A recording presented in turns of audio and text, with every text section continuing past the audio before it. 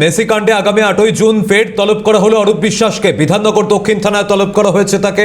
বৃহস্পতিবার তাকে হাজিরা দেওয়ার নির্দেশ দেওয়া হয়েছিল, কিন্তু আইনজীবী মারফত চিঠি পাঠিয়ে বলেন 14 দিনের সময় চেয়েছিলেন। তবে আবার দুদিনের মাথায় শনিবার ফের নোটিশ পাঠিয়ে তাকে হাজিরার নির্দেশ দেওয়া হলো। অভিরূপা সাহা প্রতিনিধি রয়েছেন আমাদের সঙ্গে। অভিরূপা, কি জানা যাচ্ছে? অরূপ বিশ্বাস যাকে মেসি কাণ্ডে তলব করেছিল বিধাননগর দক্ষিণ থানা, এবার তাকে ফের ডেকে পাঠানো হয়েছে এবং যেটা পুলিশ সূত্রে খবর যে আগামীকাল তাকে বিধাননগর দক্ষিণ থানায় হাজিরা দিতে হবে। প্রথমবার যখন তাকে ডেকে পাঠানো হয় তিনি শারীরিক অসুস্থতার কারণ দেখিয়ে তিনি হাজিরা এড়িয়েছিলেন। এবার আগামীকাল তিনি জানিয়েছিলেন সেদিকেই নজর থাকবে।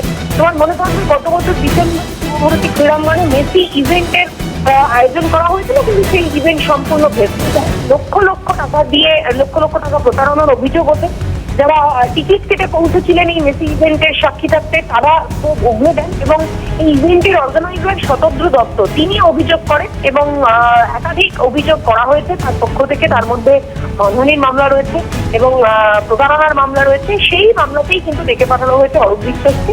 প্রথমবার হাজিরা তিনি এড়িয়েছেন, ফলে আগামীকাল তিনি বিধাননগর দক্ষিণ থানায় হাজিরা দেন কিনা সেদিকে নজর থাকবে। সমুদ্র।